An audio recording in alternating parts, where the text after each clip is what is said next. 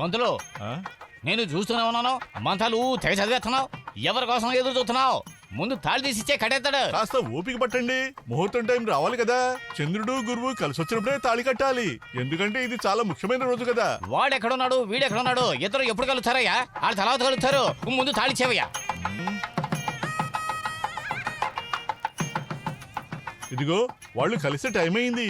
పంతులు గారు, వాళ్ళు కలవకపోతే ఇక్కడున్న వాళ్ళందరూ మీకు పూజ చేస్తారు. మంచి ముహూర్తమేగా, తాళి కట్టించేయండి.